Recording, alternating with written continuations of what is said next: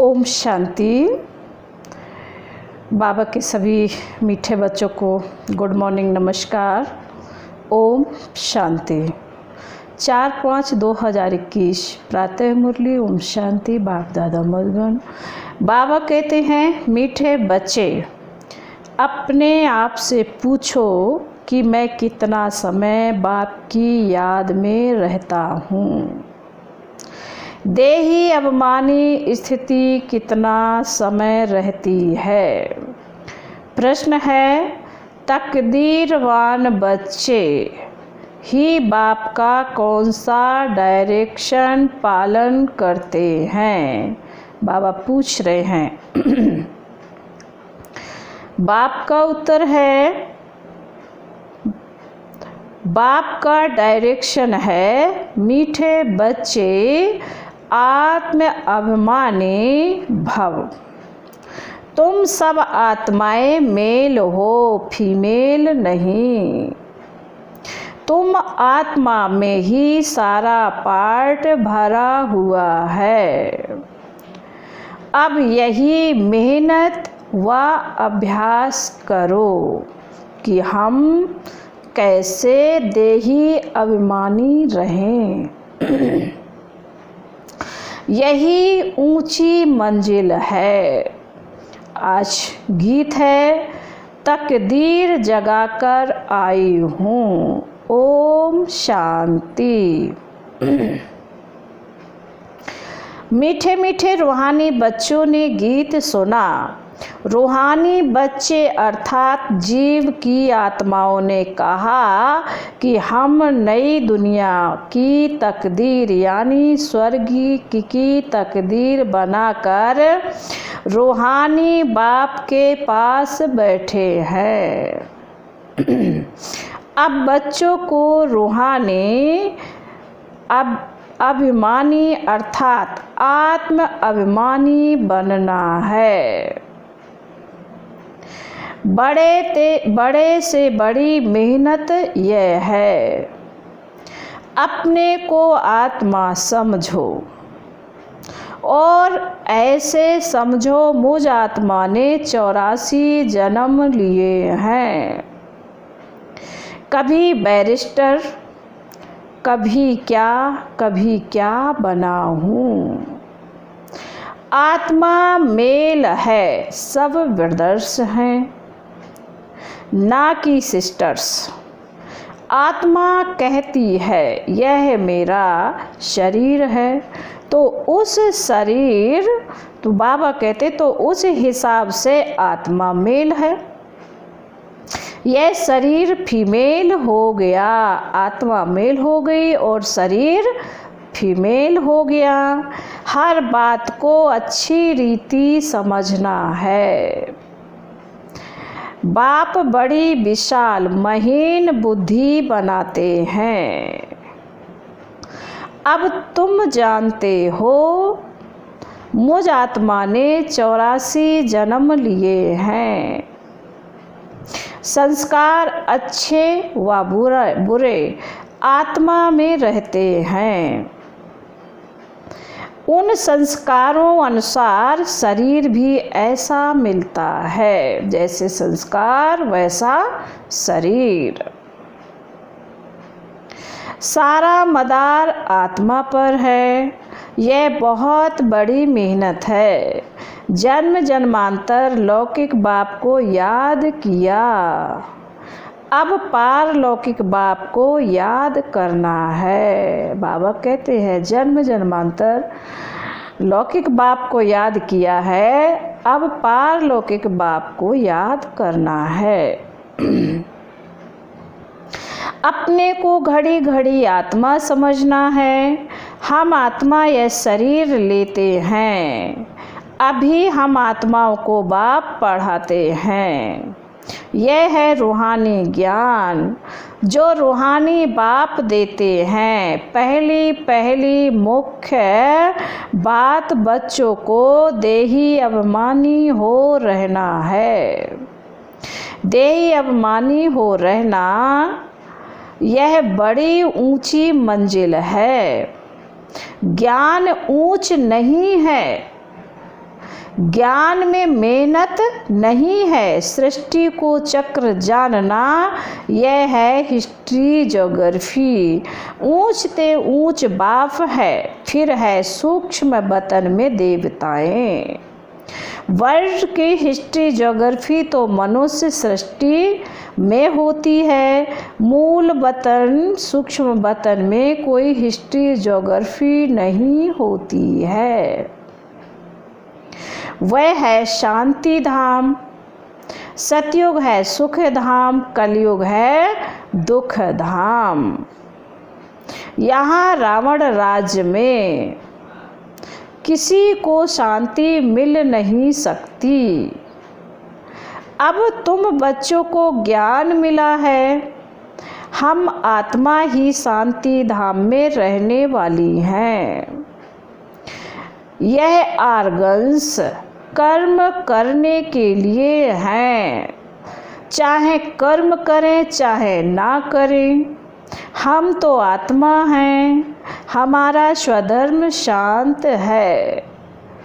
हम तो आत्मा हैं, हमारा स्वधर्म शांत है। कर्म योगी है ना, कर्म भी जरूर करना है। कर्म सन्यासी कभी हो नहीं सकते। यह भी इन सन्यासियों का पार्ट है।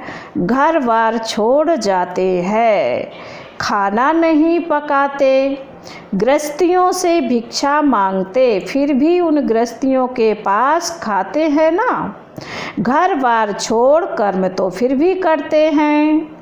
कर्म संन्यास तो हो नहीं सकता। कर्म संन्यास तब है जब आत्मा शांति धाम में रहती है। वहाँ कर्मेंद्रियाँ ही नहीं तो कर्म कैसे करेंगे। इनको कर्म क्षेत्र कहते हैं। कर्म क्षेत्र पर सबको आना पड़ता है। वह है शांति धाम अथवा मूल वतन। ऐसे नहीं कि ब्रह्मा में आत्मा को लीन होना है। आत्माएं शांति धाम में रहने वाली हैं, फिर यहाँ कर्म क्षेत्र पर पार्ट बजाने आती हैं। यह है डिटेल की बातें। नट सेल में तो कहते हैं अपने को आत्मा निश्चय करो और बाप को याद करो तो कर्म विक्रम विनाश हो जाए। इसको ही भारत का प्राचीन योग कहा जाता है। वास्तव में इनको योग भी नहीं याद कहना चाहिए। इसमें मेहनत है। योगी बहुत कम बनते हैं। योग की शिक्षा पहले चाहिए, बाद में ज्ञान। पहले है बाप की याद। बाप कहते हैं देही अभिमानी बनो। यह है रूहानी याद की यात्रा, ज्ञान की यात्रा नहीं। इसमें बहुत मेहनत करनी पड़े। कोई तो भल बीके कहलाते हैं, परंतु बाप को याद नहीं करते। बाप आकर ब्रह्मा द्वारा तुम बच्चों को देही अभिमानी बनाते हैं। यह देह अभिमानी थे, अभी देही अभिमानी बनने का पुरुषार्थ चल रहा है। ब्रह्मा कोई भगवान नहीं है। बाबा कहते हैं ब्रह्मा कोई भगवान नहीं है। यहाँ तो सब मनुष्य मात्र पतित हैं। पावन श्रेष्ठाचारी एक भी नहीं है। आत्मा के लिए ही कहा जाता है पुण्य आत्मा पाप आत्मा। मनुष्य भी कहते हैं मेरी आत्मा को तंग नहीं करो, परंतु समझते नहीं है मैं कौन हूँ। पूछा जाता है हे जीव की आत्मा तुम क्या धंधा करते हो। तो कहेंगे मैं आत्मा इस शरीर द्वारा फलाना धंधा करता हूँ। तो पहले पहले यह निश्चय कर बाप को याद करो, नहीं कि ज्ञान में कोई तीखे जाते हैं तो वह पक्के देही अभिमानी बनते हैं।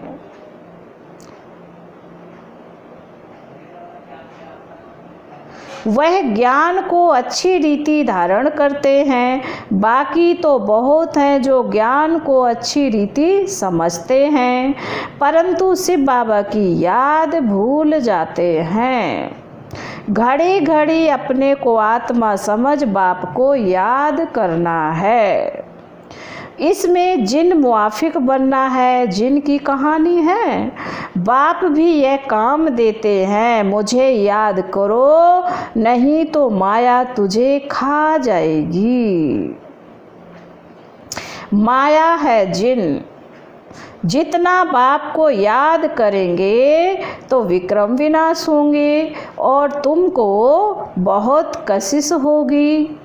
माया उल्टा बनाकर तुमको बहुत तूफान में लाएगी।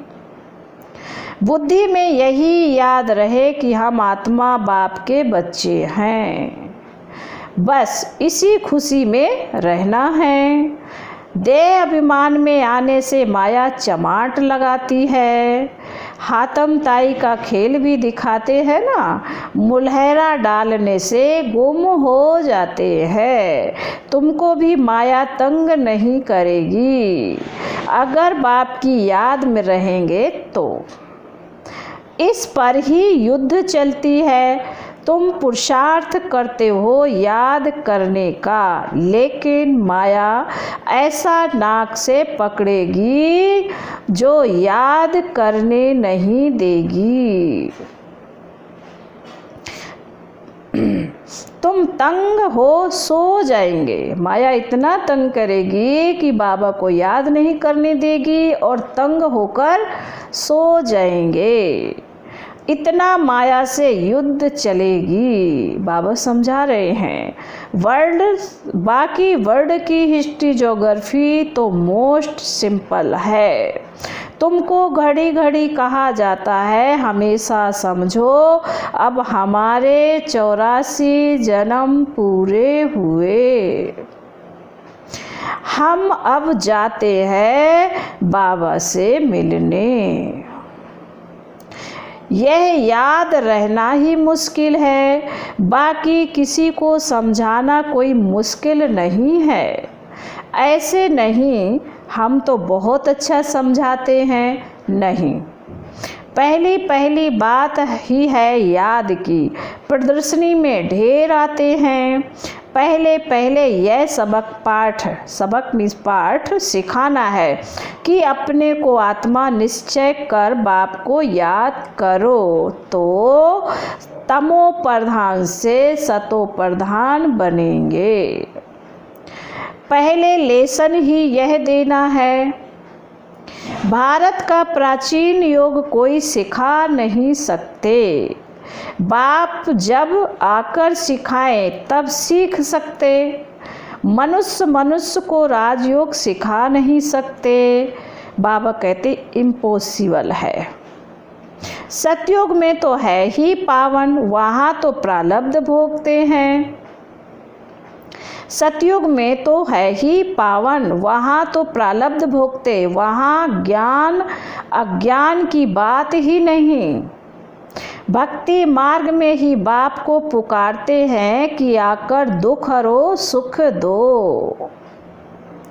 सतयुग त्रेता में कोई गुरु गुसाई होते नहीं, वहाँ तो सदगति पाई हुई है। सदगति का वर्षा 21 जन्म तुम पा सकते हो। 21 पीढ़ी कहते हैं ब्रह्मा कुमारियाँ वह जो 21 पीढ़ी का उद्धार करें। यह भारत में ही गाया जाता है।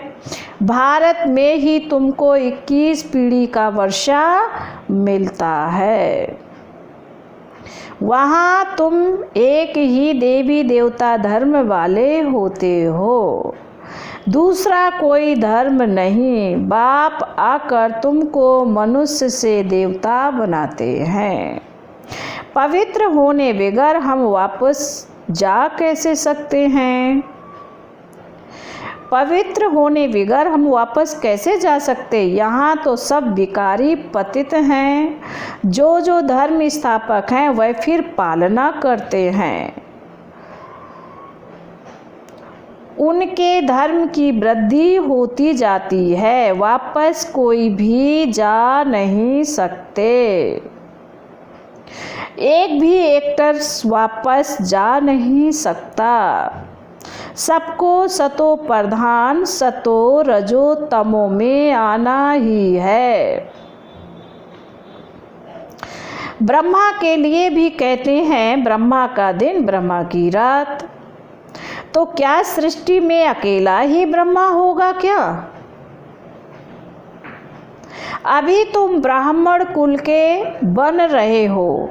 तुम रात में थे, अब दिन में जा रहे हो।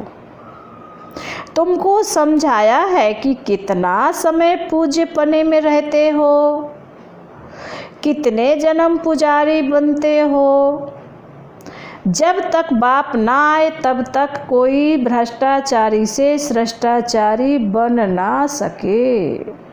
भ्रष्टाचारी उनको कहा जाता है जो विकार से पैदा होते हैं। इसलिए इसको हेल कहा जाता है। हेल और हेवन दोनों में अगर दुख हो तो फिर उनको हेवन ही ना कहा जाए। बाबा ने कहा है कि नर्क और स्वर्ग में दोनों में दुख हो तो उसको स्वर्ग कैसे कहा जा सकता है? जब तक पूरा समझा नहीं है तो उल्टे सुल्टे प्रश्न करेंगे। तुमको समझाना है भारत बहुत ऊंचा था। जैसे ईश्वर की महिमा अपरंपार है, वैसे भारत की भी महिमा अपरंपार है। भारत क्या था, ऐसा किसने बनाया? बाप ने जिसकी महिमा गाते हैं। बाबा ने कहा भारत क्या था, ऐसा किसने बनाया? बाप ने जिसकी महिमा गाते हैं। बाप ही आकर बच्चों को विश्व का मालिक बनाते हैं।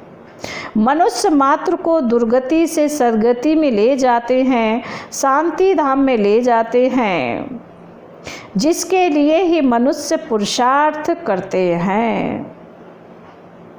उसको अटल सुख, अटल शांति, अटल पवित्रता कहा जाता है। वहाँ तुम सुख में भी हो, शांति में भी हो और बाकी आत्माएं शांति में रहती हैं। मैक्सिमम जन्म तुम लेते हो, बाकी मिनिमम वाले अटल शांति में रहते हैं। वह जैसे मच्छरों सदृश आए, एक आधा जन्म पार्ट बजाया, यह क्या? उनकी कोई वैल्यू नहीं है। मच्छरों की क्या वैल्यू है? रात को जन्मते रात में ही मर जाते हैं। इस समय बहुत करके शांति ही चाहते हैं, क्योंकि इस समय के गुरु लोग हैं शांति में जाने वाले। तुम यहाँ आए हो स्वर्गवासी बनने के लिए। स्वर्गवासी को शांतिवासी नहीं कहेंगे। शांतिवासी निराकारी दुनिया को कहा जाता है। मुक्ति अक्षर गुरुओं से सीखते हैं। माताएं व्रत नेम रखती हैं बैकुंठपुरी में जाने के लिए। कोई मरता है तो भी कहते हैं स्वर्गवासी हुआ। कोई होता नहीं है, लेकिन समझते हैं बाबा कहते लेकिन भारतवासी हेवन को ही मानते हैं, समझते हैं भारत पैराडाइज था। से बाबा भारत में ही आकर स्वर्ग की रचना रचते हैं तो ज़रूर यहाँ ही रचेंगे, स्वर्ग में तो नहीं आएंगे। कहते हैं मैं आता हूँ स्वर्ग और नर्क के संगम पर, कल्प कल्प के संगम पर आते हैं। उन्होंने फिर युगे युगे लिख दिया है, कल्प का अक्षर भूल गए हैं। यह भी खेल बना हुआ है, फिर वही रिपीट होगा। इस अंतिम जन्म में तुम बाप को और सृष्टि चक्र को जानते हो, कैसे स्थापना होती है नंबरवार। सो अब तुम जानते हो, सारा खेल तुम भारतवासियों पर ही बना हुआ है। अभी तुम बाप द्वारा राजयोग सीखते हो, बाप की याद से ही राज्य पाते हो। चित्र भी बड़े, चित्र भी खड़े हैं ना, यह सब चित्र किसने बनाए? इनको कोई गुरु गुसाई तो है नहीं। अगर कोई गुरु होता तो भी गुरु को एक शिष्य थोड़े ही होता, अनेक होते ना। यह नॉलेज सिवाय एक बाप के और कोई जान ना सके। बहुत लोग पूछते हैं यह चित्र तुम्हारे दादा ने बनाए हैं? यह तो बाप ने दिव्य दृष्टि से साक्षात्कार कराया है, बैकुंठ का भी साक्षात्कार कराया है। वहाँ कैसे स्कूल चलती है, क्या भाषा होती है, सब साक्षात्कार किए हैं। बच्चे भट्ठी में थे तो बाबा बच्चों को बहलाते थे। कराची में सिर्फ तुम ही अलग रहे हुए थे, जैसे अपनी राजाई थी, अपनी तात अपनी बात, दूसरा कोई समझ ना सके। बाबा कह रहे अपनी तात अपनी बात दूसरा कोई समझ ना सके। समझते थे यह खुदा दोस्त, बाबा कह रहे समझते थे यह खुदा प्रस्त है। बाबा ने समझाया है।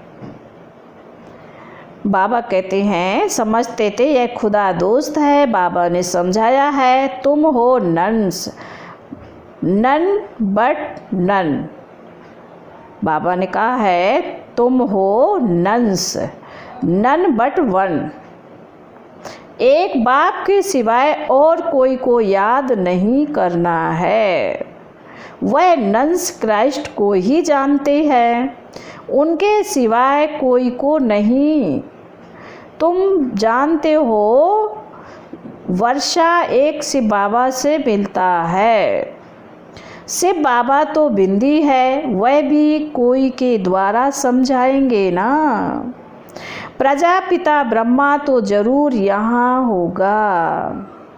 बाप कहते हैं इनके बहुत जन्मों के अंत के जन्म में पतित शरीर में प्रवेश करता हूँ। अच्छा, फिर बाबा कहते हैं मीठे मीठे शिकिल दे बच्चों प्रति माता पिता बाप दादा का याद प्यार और गुड मॉर्निंग। रूहानी बाप की रूहानी बच्चों को नमस्ते। हम रूहानी बच्चों की रूहानी बाप दादा को नमस्ते नमस्ते नमस्ते। ओम शांति ओम शांति ओम शांति। फिर बाबा ने धारणा के लिए मुख्य सार में कहा है, नंबर 1, ज्ञान को अच्छी रीति धारण कर देही अभिमानी बनना है। यही मेहनत है, यही ऊंची मंजिल है। इस मेहनत से आत्मा को सतो प्रधान बनना है। नंबर 2, जिन्न बनकर याद की यात्रा करनी है। माया कितने भी विघ्न डाले, लेकिन मुख में मुलहरा डालना है। माया से तंग नहीं होना, एक की याद में रह तूफान हटा देने हैं।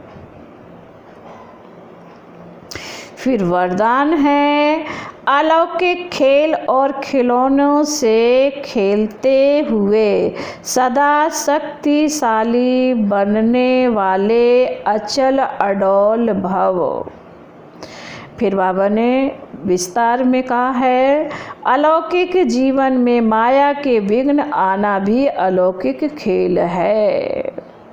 जैसे शारीरिक शक्ति के लिए खेल कराया जाता है, ऐसे अलौकिक युग में परिस्थितियों को खिलौना समझकर अलौकिक खेल खेलो।